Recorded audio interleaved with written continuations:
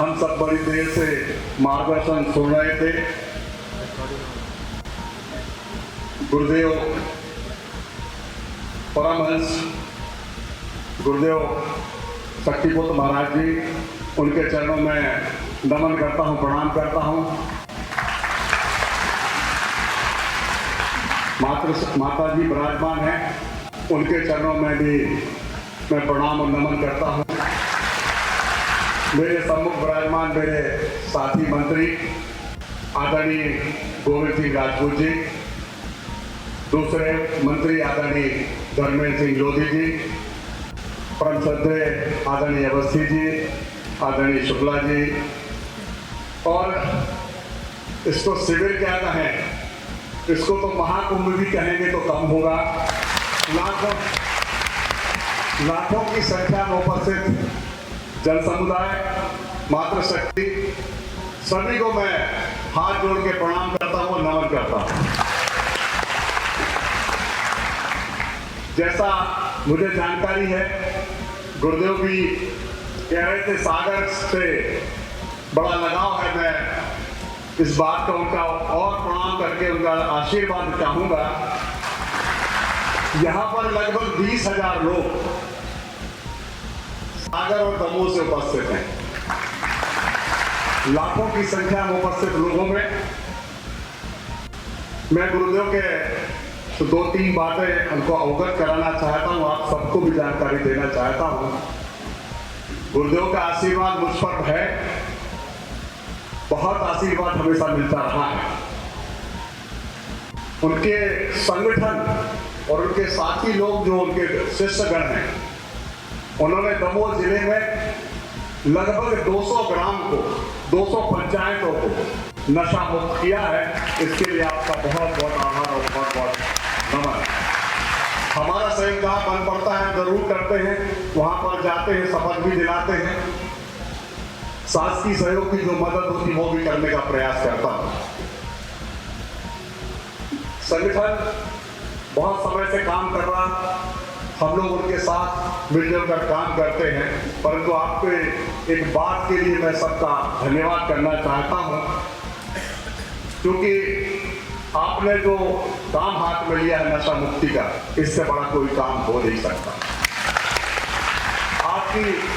आपका आदेश उचित जगह पर पहुंचाकर माननीय मुख्यमंत्री जी चर्चा भी करेंगे और जो आपने आदेश दिया है उसको मानने का प्रयास भी करेंगे। आपके संगठन के माध्यम से गांव में जितने लोग नशा मुक्त हुए हैं, उनके परिवार बचे हैं, उनके परिवार के सारे लोगों की दुआएं आपको जरूर मिलती होंगी कि उनके परिवार के लोगों को नशे से मुक्त किया, मुख्य धारा में जोड़ा। इसके लिए उनका भी बहुत बहुत धन्यवाद करता हूं। संगठन के माध्यम से मैं देखता हूं मेरे क्षेत्र में भी कई जगह जाने का मौका मिलता है कि महीने में एक दिन जरूर आरती होती है, कई जगह आरती में जाने का मौका भी मिलता है, और मैं देखता हूं कितनी तन्मयता और पूरे समर्पण के साथ लोग उस काम को कर रहे हैं। और ये जो जन जागरण का काम आपके आदेश से हो रहा है, निश्चित रूप से प्रदेश में इसका असर भी होगा और उसकी तरक्की भी होगी। गुरुदेव, मैं आपको विश्वास दिलाना चाहता हूं, पूर्व डिंडोरी में मैं आपके बीच में आया था, आपका आशीर्वाद मिला था। मुझे नेपाल के शिविर में भी जाना था, परंतु किसी व्यस्तता के कारण मैं नहीं आ पाया। आदरणीय गुरुदेव से मैंने निवेदन किया था कि मैं वहां नहीं पहुंच पा रहा, इसके लिए क्षमा चाहता हूं। परंतु डिंडोरी की सभा में मैंने कुछ निवेदन किया था आपसे, जैसा आपने अभी आदेश दिया है, तो रक्षा के लिए हमने अभ्यारण्य बनाने की जो समय बात कही थी, अभ्यारण्य बना करके और हमने 14 जगह पे 5,000 से लेकर 25,000 गौशाला, एक गौशाला में गाय रखने का योजना बना दी और लागू भी कर दी, और इसी महीने से उसका काम शुरू हो जाएगा। उसके लिए सरकार ने अभी तक 4,000 एकड़ जमीन हमें आवंटित कर दी विभाग को, और मैं आपको विश्वास दिलाना चाहता हूं, गौ सेवा के मामले में हमारी सरकार संवेदनशील है। कोई भी ऐसी कोई कसर नहीं छोड़ेगी कि गौ माता आपको सड़क पर दिखे। आने वाले कुछ दिनों में हम हर जिले में प्रयास करेंगे कि हर जिले में हमको जमीन उपलब्ध हो जाए और हर जिले में हम कम से कम 5 से लेकर 10,000 15,000 गौ माता को वहां रखने का व्यवस्था कर सकें। जैसा आपने कहा, मैं आपकी बात से बहुत कुछ हद तक सहमत भी हूं कि गौ माता को लोग ले जाते हैं। हमारी सरकार ने इतना कड़क कानून बनाया है, नियम बनाया है, ये बात जरूर है।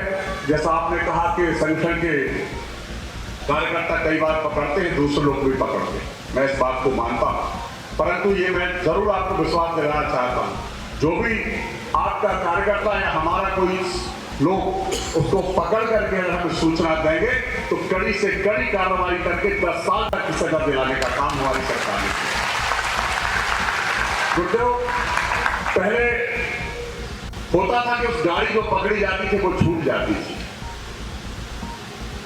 अब अगर कोई गाड़ी पकड़ी जाएगी तो हमारे मुख्यमंत्री जी के निर्देश पर हमने कानून बना दिया कि कोई भी वाहन यदि किसी गौ माता को ट्रांसपोर्ट करते हुए ले जाते हुए पकड़ा जाएगा तो उसको राजसाज करके समाप्त किया जाएगा और चालक के ऊपर भी केस बनेगा और मालिक के ऊपर भी केस बनेगा।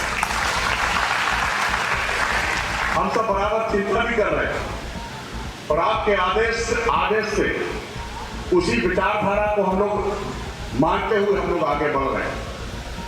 नशा मुक्ति का संदेश आपका इतना अच्छा है, हम लोग उसमें सहयोग भी करते हैं और चाहते भी हैं कि पूरा प्रदेश नशा मुक्त हो, गौ माता अच्छे से विचरण कर सके, हम सब प्रदेशवासी सब सुख और समृद्धि के साथ जीवन यापन कर सकें।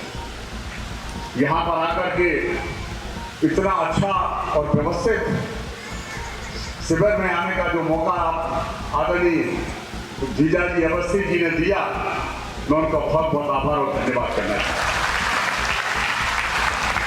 उनका आदेश निर्देश मुझे मिलता रहता है, जब कभी भी कोई बात आती है तो मुझे जरूर फोन करके और कहते हैं कि आपको ऐसा करना है।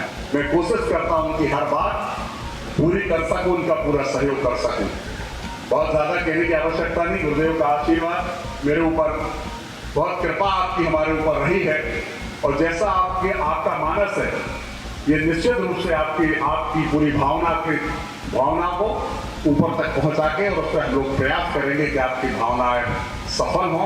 आपका आशीर्वाद हम सब पर बना रहे। जैसा आपने कहा है कि आपका आशीर्वाद 10 साल तक भारतीय जनता पार्टी की सरकार को कोई हिला नहीं पाएगा, तो हम चाहेंगे कि आपका आशीर्वाद हमको मिले। यहाँ पर उपस्थित प्रदेश से तो मुझे लगता है प्रदेश के अलावा देश के कोने कोने से यहाँ सब भाई बहन पधारे हैं।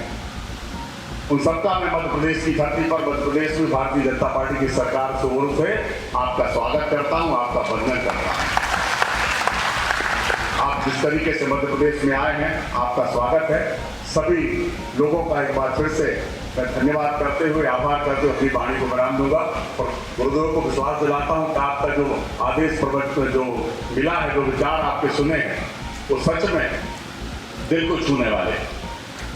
आपने एक बात और कही थी कि आप अपने मन में जगत जननी मां को उतार लें।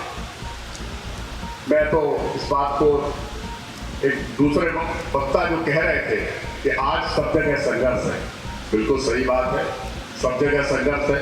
राजनीति में तो प्रतिद्वंदी से संघर्ष है, चाहे कि दुकानदारों को दुकान से संघर्ष है, हर जगह जीवन में संघर्ष है, ये बात बिल्कुल सही है।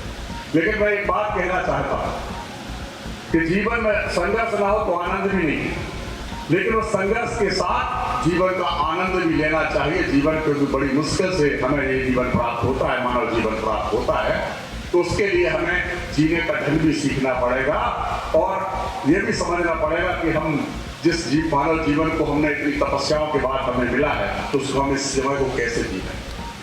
एक दार्शनिक ने कहा है कि मानव जब किसी कॉलेज में जाता है व्यक्ति, तो उसको लगता है कि अच्छी कॉलेज में एडमिशन मिल जाए तो जीवन का आनंद आ जाए, और जब एडमिशन हो जाता तो सोचता है अच्छी नौकरी लग जाए तो जीवन का आनंद आ जाए। जब अच्छी नौकरी लग जाती है उसके बाद कहता है अच्छी शादी अच्छी जगह हो जाए, बच्चे हो जाए तो जीवन का आनंद आ जाए। शादी भी हो जाती, बच्चे भी हो जाते, लगता बड़े बड़े बच्चे अच्छी जगह सेटल हो जाए, अच्छे स्कूल में लग जाए, अच्छे स्कूल में पढ़ने लग जाए तो जीवन का आनंद आ जाए। ऐसा करते करते और वो खुद बुढ़ापे की ओर चला जाता, लेकिन जीवन का आनंद ढूंढ नहीं पाता। मैं आपसे निवेदन करना चाहता हूं कि अपनी आत्मा के अंदर तो जीवन के आनंद को ढूंढने का प्रयास करें, क्योंकि कल सांस आएगी नहीं आएगी ये किसी को पता नहीं। जिस क्षण में हम जी रहे हैं उस क्षण को जीने का प्रयास करें।